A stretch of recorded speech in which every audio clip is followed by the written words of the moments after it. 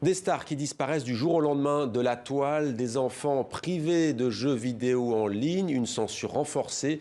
Xi Jinping est-il en train de mettre en place une révolution culturelle 2.0 en Chine? Avec nous pour en parler, Pierre Aski, bonsoir. Bonsoir. Soyez le bienvenu. Vous êtes journaliste, président de Reporters sans frontières, chroniqueur géopolitique à France Inter et vous connaissez très bien la Chine pour avoir été le correspondant du journal français Libération pendant des années. Avec nous également en direct de Hong Kong, Jean-Pierre Cabestan. Merci d'être avec nous. Il est un peu plus tard qu'à Paris chez vous. Vous êtes sinologue, spécialiste notamment de Taïwan et de Hong Kong, auteur notamment de Demain, la Chine, guerre ou paix, édition Gallimard. Pierre Aski, on commence avec vous. Dernière nouveauté, je ne l'ai pas encore citée au début de ce grand angle. Dès cette rentrée des classes, la pensée Xi Jinping sera enseignée dans les écoles primaires. Xi Jinping, la question est simple, est-il le nouveau Mao? Alors, je pense que c'est une comparaison qui vient évidemment à l'esprit parce que Mao avait son petit livre rouge, La pensée du président Mao, et là, les petits-enfants chinois, depuis cette rentrée, dès le plus jeune âge, doivent étudier la pensée du président Xi. Je pense que ce qui se passe est intéressant parce que c'est à la fois des codes politiques qui sont tirés de l'histoire maoïste et de cette culture du Parti communiste, et en même temps, c'est adapté au goût du jour, c'est-à-dire qu'on est à l'heure du numérique, à l'heure de la surveillance numérique. Ce qui est très difficile aujourd'hui, c'est de faire le lien entre toutes ces mesures qui sont prises depuis quelques semaines et quelques mois maintenant en Chine, qui touchent les grands groupes Internet, qui touchent les adolescents qui passent trop de temps sur les jeux vidéo, ou les signes d'un manque de virilité dans les personnages des films ou à la télévision. Il y a un éventail de choses qui a un point commun, c'est la prééminence du Parti communiste. Ce que fait Xi Jinping aujourd'hui, c'est de renforcer, qui était déjà au cœur du système chinois, mais de renforcer le pouvoir absolu, total à 100% du parti sur toutes les sphères de la vie économique, sociale, culturelle et numérique de la Chine. Jean-Pierre Cabestan, je vais reformuler ma question autrement. Est-ce que c'est sans précédent depuis Mao ?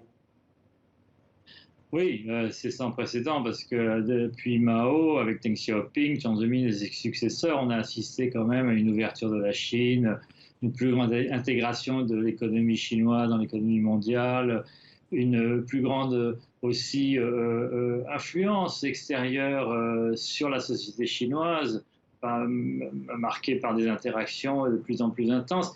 Et puis là, on est face à une Chine qui se ferme, qui à sa manière, se découple de l'économie mondiale, mais aussi se découple de la communauté internationale, en se recentrant le pouvoir non seulement au sein du parti, mais au sommet du parti, incarné par la personne de Xi Jinping, qui est une espèce de... Alors, je le comparais une espèce de Mao Light, hein, comme le Coca Light, c'est un Mao Light parce qu'il ne va pas jusqu'au bout dans le culte de la personnalité qu'avait développé Mao.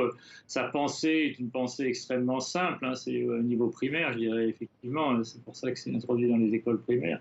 Mais, et surtout, c'est une économie qui est mixte, dominée par des grands groupes d'États que Xi Jinping et le Parti communiste veulent consolider, mais quand même qui est une économie dont le dynamisme est fondé sur l'entreprise privée. Hein.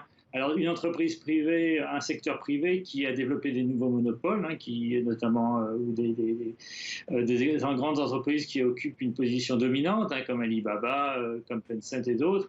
Et évidemment, c'est un combat, je dirais, aisé de la part du Parti communiste de s'en prendre à ces grands groupes et d'essayer de regagner un semblant de légitimité sur la base de projets très populistes. Hein. C'est-à-dire qu'on veut prendre l'argent aux riches pour le donner aux pauvres, on veut réduire les inégalités, mais sans pour autant mettre en place des mesures, par exemple, fiscales qui permettraient une répartition. Alors ça, c'est la partie Jean-Pierre Cabestan sur le volet économique. Effectivement, on a vu aussi toute cette lutte prétendument anticorruption, en tout cas qui permettait de mettre à l'écart de grands et de richissimes hommes d'affaires chinois. J'aimerais d'être plus terre à terre maintenant. Je parlais de l'interdiction des jeux vidéo. Il s'agit bien d'une limitation, pas plus de 3 heures par semaine pour les moins de 18 ans pour les jeux en ligne. L'objectif affiché, c'est de lutter contre l'addiction des jeunes, comme nous l'explique Mev Allo.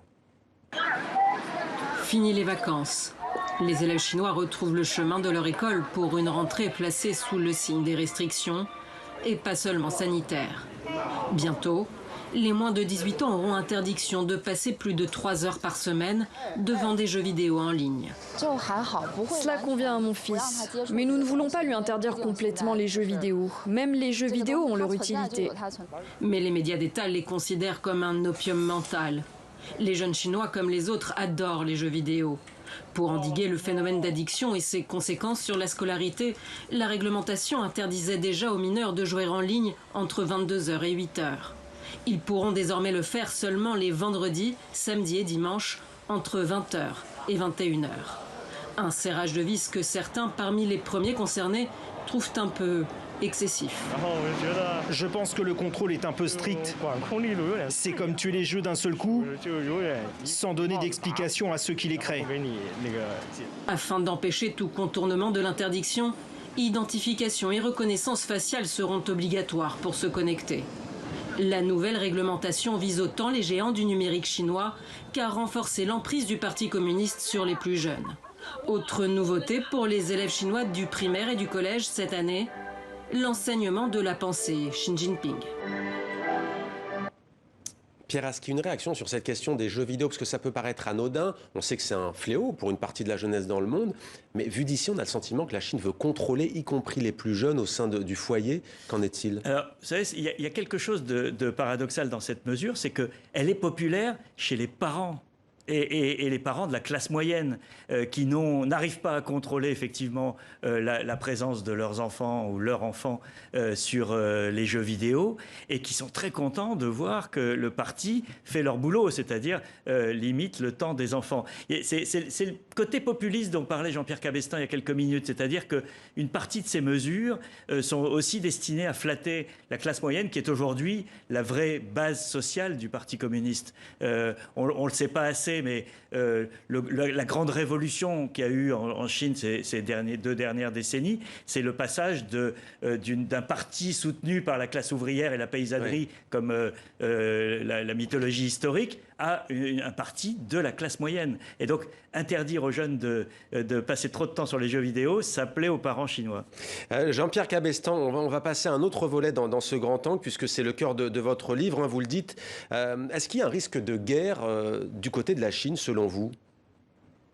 Pas immédiatement, mais il y a des risques de crise militaire, je pense. En mer de Chine du Sud, en mer de Chine orientale, autour des îlots qu'on appelle les Senkaku au Japon et les Tiaoyu en Chine, et surtout dans le détroit de Taïwan. Comme vous avez pu le remarquer, il y a une multiplication des gesticulations de l'armée populaire de libération, de ses avions, de ses bateaux autour de Taïwan. Tôt ou tard, on va vers une crise militaire. C'est inévitable. Et donc, il va falloir la gérer. Ça ne veut pas dire que cette crise militaire va immanquablement déboucher sur un conflit mondial, un conflit entre les États-Unis et la Chine. Mais les États-Unis et la Chine risquent d'être quand même impliqués dans des crises militaires. Et là, il va falloir, les deux pays devront tester leurs moyens de communication, leurs moyens de gestion de crise, qui sont loin d'être probants. Et donc, on va vers des temps beaucoup plus difficiles entre la Chine et les États-Unis, et par conséquence entre la Chine et l'Europe et l'Occident dans son ensemble. Ouais. Vous dites aussi que les causes immédiates, vous l'avez dit, ne manquent pas. Vous avez cité quelques exemples. Vous parlez aussi d'une zone grise, c'est-à-dire ni guerre ni paix. Ça veut dire quoi, au juste? Ça, c'est une stratégie que Pékin privilégie, pas seulement Pékin, hein, les Russes de Poutine ont aussi utilisé cette stratégie. C'est une stratégie qui vise à pousser un état de fait sans pour autant outrepasser le seuil de la guerre. On reste donc, par exemple, c'est la construction d'îles artificielles en mer de Chine du Sud qui sont plus tard militarisées, c'est les intimidations contre tous les bateaux qui traversent cette mer de Chine du Sud, où la Chine, comme vous le savez, essaie d'étendre sa souveraineté, pas seulement sur la carte, mais aussi dans la réalité, hein, avec des contrôles et puis l'obligation de se déclarer pour tout bateau qui traverse. Alors justement, Jean-Pierre Cabestan, pas forcément sur les bateaux et les mers et les océans, mais l'Afghanistan, aujourd'hui, Pierre Aski, je me tourne vers vous. La Chine est citée à tort ou à raison comme étant un des acteurs majeurs de ce qui se passe en ce moment avec le retour des talibans. Qu'en est-il vraiment ? La Chine a décidé de jouer la carte de ce nouveau pouvoir des talibans pour des raisons extrêmement pragmatiques. D'abord, il y a une frontière commune, très étroite, mais elle existe entre l'Afghanistan et la Chine. Et on sait qu'il y avait la présence dans les rangs des talibans ou d'Al-Qaïda liés aux talibans de Ouïghours. Et la Chine, c'est l'obsession numéro 1 aujourd'hui, c'est de sécuriser ce volet-là. Et donc, le deal avec les talibans, c'est de dire, vous n'aidez pas, vous ne soutenez plus les Ouïghours qui sont contre nous, et nous, en échange, on vous aidera économiquement.